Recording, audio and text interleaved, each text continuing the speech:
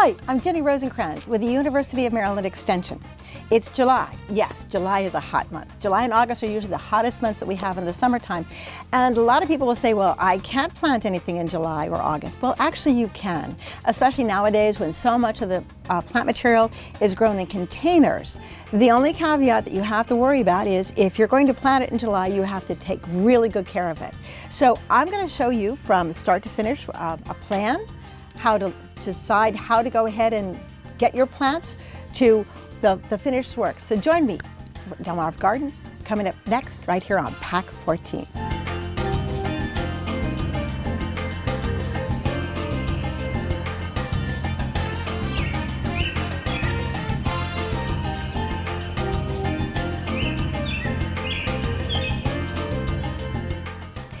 You know, the thing about a landscape plan is it gives you an idea of how much space you actually have. So this is the house drawn to scale, and here's the walkway also drawn to scale. So that gives you a certain amount of footage here between the building here and this walkway.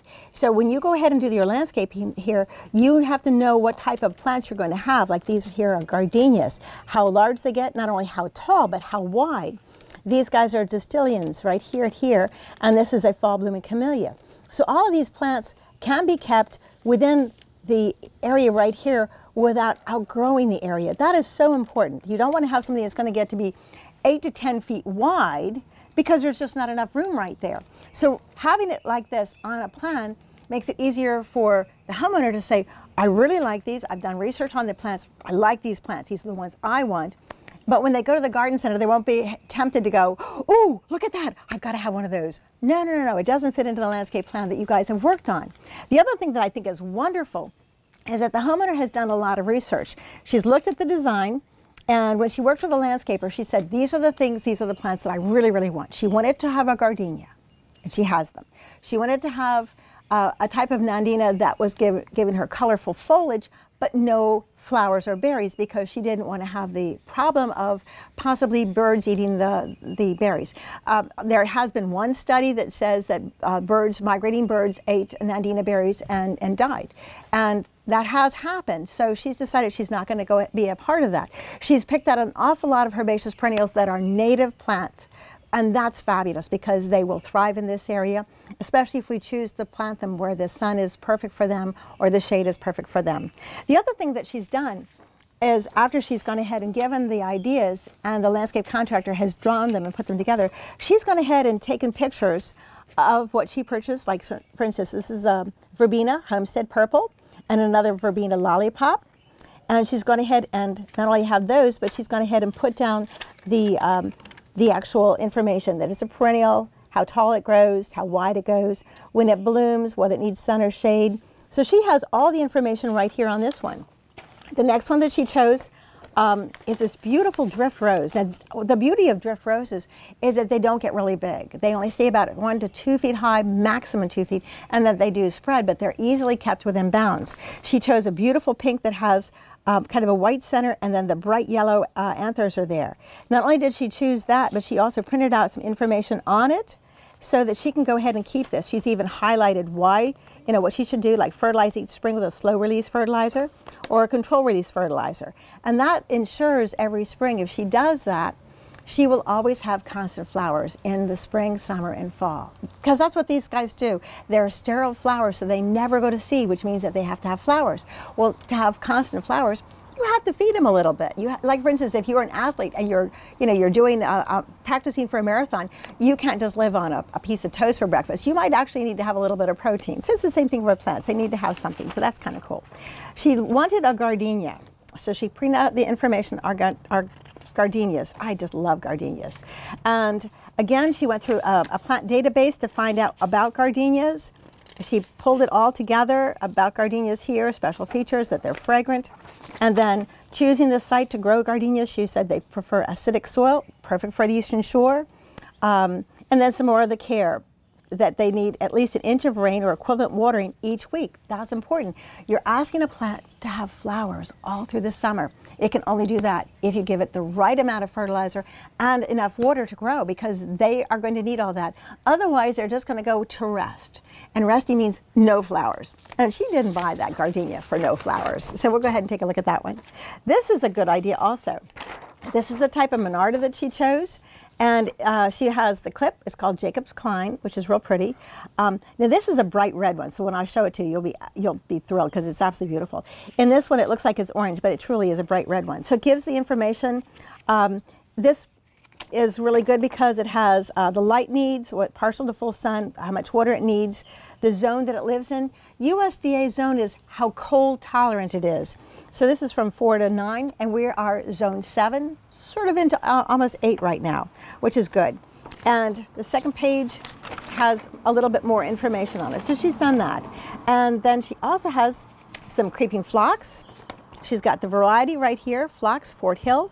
That's a very good variety. It's a very consistent plant, really good soft pink color in the springtime. And then she actually printed it out here. So this is nice too because it gives the botanical name, Phlox subutella, and the creeping phlox. The common name can change. This could be called moss phlox, creeping phlox, pink phlox, all kinds of stuff. And some people even call it pinks, silly people. And another thing that she wanted was the peony.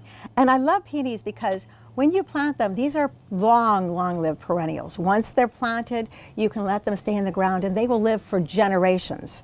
So this is really nice. She's got the actual picture that was on this and the name of it, which is William Emily Debutante, which is kind of neat. And then the picture right here and some more information on the peony, which gives you the colors, the seasons when it blooms in the springtime, any problems, it is deer resistant, which is really nice.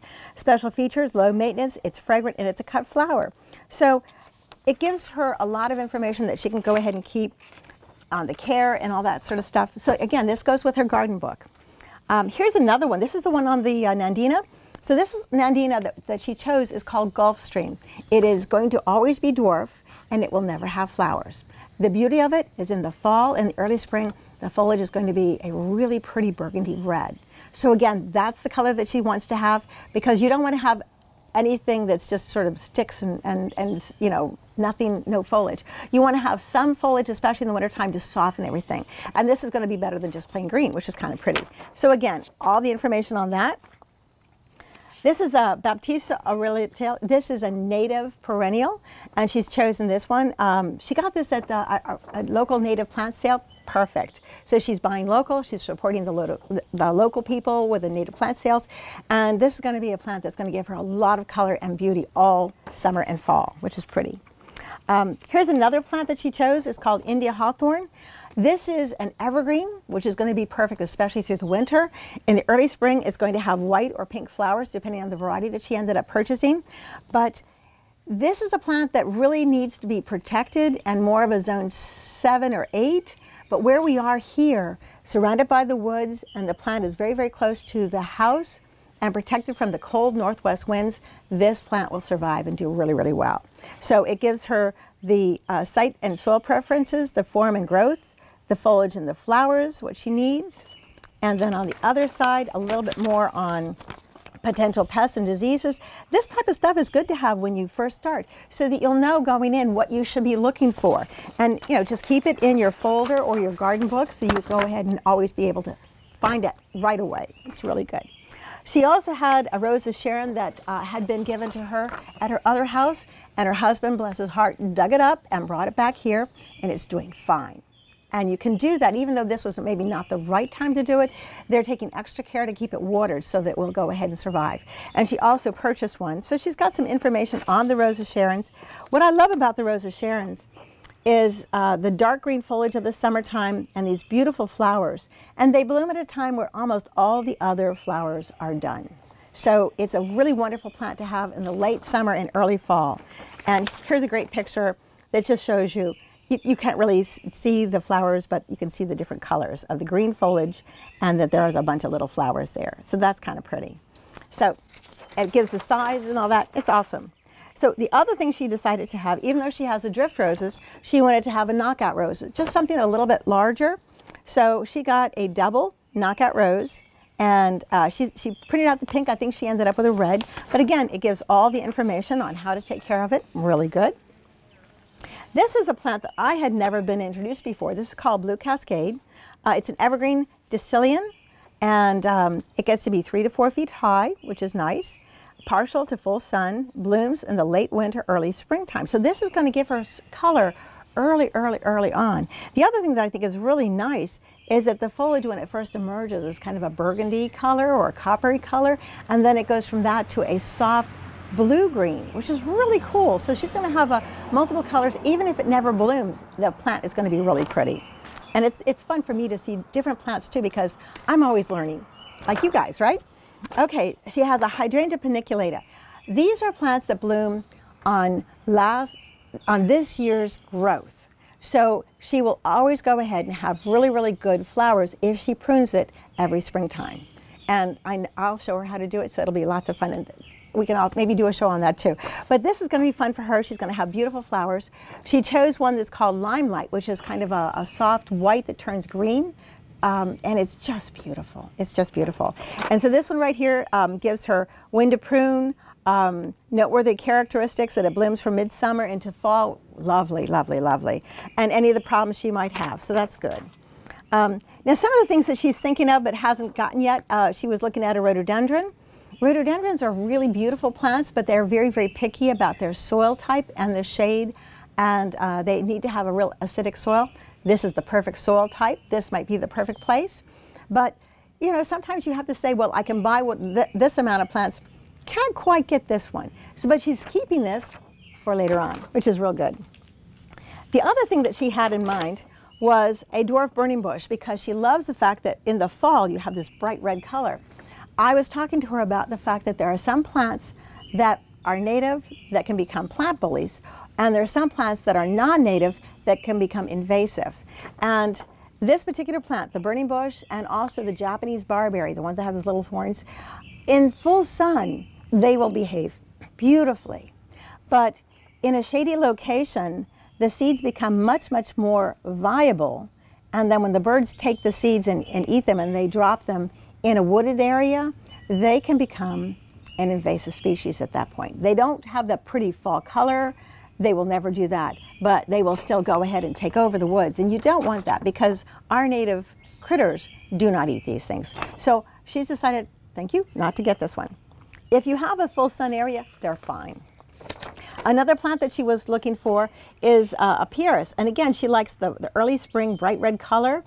And she said she couldn't find one. Well, a lot of the early spring plants, like azaleas and rhododendrons and pieris, are always available early in the springtime, but not so much in the later part of summertime, because they've already been purchased and they're not going to buy anymore until next spring, because they sell better at a garden center when they're in full bloom. If you're like me, you probably are very easily gravitated toward, oh, look, the beautiful flowers. I'm so guilty of that. So I told her, wait until next spring, and if she still wants one and has a place for it, then she can get it. The other thing that she wants is a lilac, and right now, again, these are not available because they've already bloomed. It's really easy when you see a picture like that to go, oh, I've got to have one of these, and they're so beautiful. We are about as far south as you can be for lilacs to survive. Not necessarily thrive, but survive. But we're looking at a couple of places where she could go ahead next year when she buys one, and they will go ahead and thrive too. So we're looking for that. So if you have a plant like this, sometimes you just have to look for that right niche area to find the perfect spot, and then make sure it works. Okay, what else did she have? Oh, she wanted at one point to have a type of holly. This is the low-growing holly.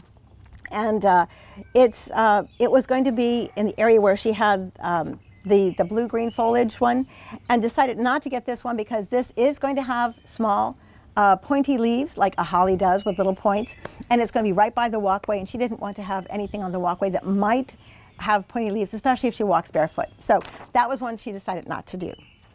There's a couple other things that she had. She picked out a really pretty Gaillardia, which is an Indian blanket flower. This one is called Arizona Red, and it's really beautiful. And when she bought it, it was in full bloom. She cut all the old dead flowers, and it's blooming again, which is awesome. And here's another real cool plant. This is Coral Bells. It's called Southern Comfort. The botanical name is heuchera, also called coral bells, there you go, but Southern Comfort. So it's a very unusual color, which is sort of neat. So what we're going to do is we're going to, now that we know what plants should be here, we're going to go ahead and see where they are. And if she's made any changes, all she has to do is erase and write out the changes. But let's go ahead and take a look at the landscape and see what she's got. Oh, I love this. This is the Indian blanket flower. This is a perennial. What's really nice about these perennials right here is they're slightly salt tolerant, but they love our sandy eastern shore soils. They do not like heavy clay soils. They will fail in heavy clay soils. I have one that's been in my garden for over 30 years. And I love it. They have these gorgeous flowers. Now these right here, outside petals, they're basically advertising for the pollinators. They're saying, come, come, right here in the center. That's what you want. So these center ones are fertile flowers, and we've already seen a whole bunch of butterflies on them. They're so beautiful. So they attract butterflies and beautiful other pollinators, and they bloom. This has already bloomed once. She's cut them back. They're going to bloom again. And that's the beauty of some pollinators, I mean some herbaceous perennials, that you can go ahead and do that too. Right in front of me, this is Jacob Klein. This is awesome. This is bee balm. And when I look at the flowers, to me, that looks like the headset of a rock star. I can just see somebody wearing hair like that, just singing and dancing, singing and dancing. Now, I know that they call this bee balm, but because the flower has these long tubes, this is perfect for butterflies and hummingbirds. And this bright red color, that will just draw the hummingbirds and the butterflies to them. The bees probably won't be able to get to them as much. Now this is in the mint family, and you can tell because the stem is square. So they're going to have to kind of keep an eye on this, because this can kind of become fairly aggressive, but it will still be okay. Now this type of plant, bee balm, is often susceptible to something called powdery mildew, which is little teeny white powdery spots that get started on the leaf until it covers the whole leaf. This one though, the Jacob Klein, is resistant to powdery mildew, so that will be nice. Now over here, this is one of the coral bells, and this is the one, the coral bells again, it's called heuchera. This is called Southern Comfort. And what's pretty about this one is that you have the kind of a yellow-green chartreuse color, but on the underside, kind of a purpley color. And this one right here is a little bit more orange with the purple underneath it. So in the breezes, this gives you lots of different colors. Even when it's not in bloom, the plant is so pretty. Different colors, different textures. What can you say? It's perfect. Right in front of us, this is one of the Indian hawthorns. Beautiful, low-growing plant, evergreen plant. And you can see where some of the flowers had been. Let's see if I can find some right here. Well, here's one right here. So here's the berries right now. They're not much, but this is where it was in flower. So again, the flowers here are little pink or little white flowers, early in the springtime or early summer. I'm sorry, early summer as opposed to early springtime. But even when it's not in bloom, it's just so beautiful. So, and the fact that it's evergreen is going to help tie this plant landscaping together even in the winter time. So it's going to look beautiful year round. And that's what you want. You want something that's going to give you color and texture all throughout the year. Let's go see some more. Isn't that absolutely gorgeous?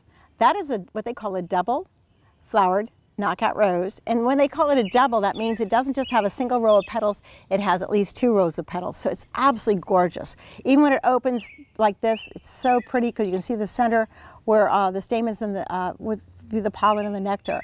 Keep in mind, this is definitely a sterile plant, so it blooms and then it self-cleans, and then it blooms again because it never sets seeds, which is real cool. There's some of the real pretty baptisia right there, and that bloomed early in the springtime, and it will probably get bigger every year. It's going to get bigger and prettier, and it blooms in the springtime, so it's not blooming now. And over here we have the verbena. This is the homestead purple. This is a nice, beautiful, low, sprawling perennial with gorgeous deep green foliage, beautiful, beautiful purple flowers. And earlier we saw a gorgeous monarch on it. It was just breathtaking. And right behind it is the dwarf nandina. This is Gulfstream. And you can see how the new foliage has kind of a coppery color. So even in the even as it's growing throughout the summer, it's going to give you that multicolors. Beautiful colors. This gardenia is so fragrant. I wish we had smell-o-vision. But that's why the homeowner decided to get this plant, because this beautiful white waxy flower has the most wonderful fragrance. Now, one of the things that they've also told her, and she has a record of it, is when they finish flowering, like this one is done, to take it out. And here's one over here that has turned brown, and to take it out. And the reason why you do that, by getting rid of these flowers right here, it tells the plant, wow, you need to make more flowers. So this is going to be evergreen all through the winter, summer and winter, and these beautiful flowers. So as soon as she walks out of her car and up the sidewalk, she's greeted by this wonderful fragrance of the gardenia. Love it, absolutely love it. Now these guys right here are the two distillums, and notice how the foliage is kind of a blue-green, which I think is really pretty. One thing that she has done is she's kept the tags on in the beginning so that she can go ahead and know what she has. So the common name of this one, Distilleum, is called Coppertone. And as you can see by the picture, it's going to have some coppery things, and then of course it's going to go ahead into this beautiful blue-green. And this is the one that's going to have small, tiny red flowers late winter or early springtime. So that'll be kind of fun. So she's got two of those, and then she's broken it up right here by having a fall blooming camellia. This is a good spot for a fall blooming camellia because they have smaller foliage. The normal spring blooming camellia, the foliage is twice as large. This plant gets to be 4 feet wide, 4 to 6 feet tall. So again, she can go ahead and keep it within the size that she needs. And again, this is going to give her absolutely beautiful color in the fall. And sometimes I have one that blooms starting in September all through maybe even December. It just depends on how cold the winter is. So she's gone ahead and continued on with the Coppertone distillums here, and then another beautiful gardenia. So she's really gotten ahead, beautiful planting, things that are going to be dark green throughout the winter, and also things that are going to give her interest color as well as flowers. She's got it beautifully put together. I just love this flower. I love the fact that the petals are so pink, but then they have that beautiful, almost white area inside, and it's beautiful, beautiful stamens in there. Look at this one right here. Isn't that gorgeous? And there's little teeny tiny pollinators here that you don't even notice because they're like less than 1/8 of an inch tall. They're just so pretty. So this is the drift rose compared to the knockout. So the flowers are going to be about the same, a little smaller. The plant, though, is going to stay much, much more petite. It's going to stay more sprawling, but again, it doesn't take over the world. You have to be really careful with the knockouts. You're going to have to prune it back to about 1 foot off the ground every spring. This one you can just trim back maybe a couple inches and you're good. And again, she's already got the directions how she needs to go ahead and put down a slow release fertilizer every spring so she can ensure to have this gorgeous bouquet of flowers. So pretty.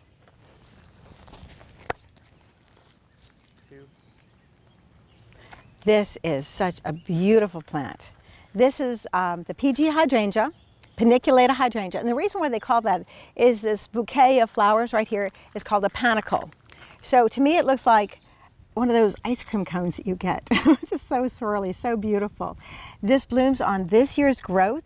So every spring you should go ahead and prune it back a good 1 foot or 2 feet so that you're going to have lots of new branches and lots of flowers. This one right here is called Limelight because when it starts out a little bit on the white side and then it goes to this beautiful, soft chartreuse green. Absolutely gorgeous. Now walk around this way with me, and I want to show you one of the problems sometimes when you're purchasing plants. She went ahead and said this is what she wanted, but she didn't pick it up because she had somebody who was going to buy them for her and plant them for her. And they got this plant and it had some issues right here. So I'm going to go ahead and clean up some of these issues right here. This one needs to be pruned out here. This was busted, and because it was busted, the plant would never recover. Now this one here is also busted, and this one's growing this way, so this is actually going to be in the wrong direction. I'm actually going to take this whole part of the plant out because of this damaged part right here. So I'm going to use the loppers, go all the way down here, and take it out right like that. Now that's going to leave a little bit of an opening, but what that's going to do is these plants right here, these branches right here, are going to go follow the sun. This is where the open area is, and they will eventually go ahead and fill this out and make it look absolutely beautiful. And again, every spring, they're going to cut it back to about here every spring so that they will go ahead and branch out. Now here's where they'd want to cut it. See where they have a small branch here and here? So that if they cut it right above the branch, right here, these guys will sprout out again. And the same thing for right here. We can cut it down to here. And that way you'll have more branches. And when you have more branches, you'll have more flowers. Love flowers, don't you all? So thank you so much for enjoying, I hope, Delmarva Gardens as we walk through the landscape plan and how to do it. The neatest thing about a plan is every time you go ahead and change it because the plant either didn't do what you wanted it to or you found one that you liked better, just go ahead and erase what was there, put in what was new. So you'll always have an idea of what's going on in your garden and you can go ahead and enjoy it like I have enjoyed it. And I hope you have too. So thank you for joining me for Delmarva Gardens right here on Pack 14.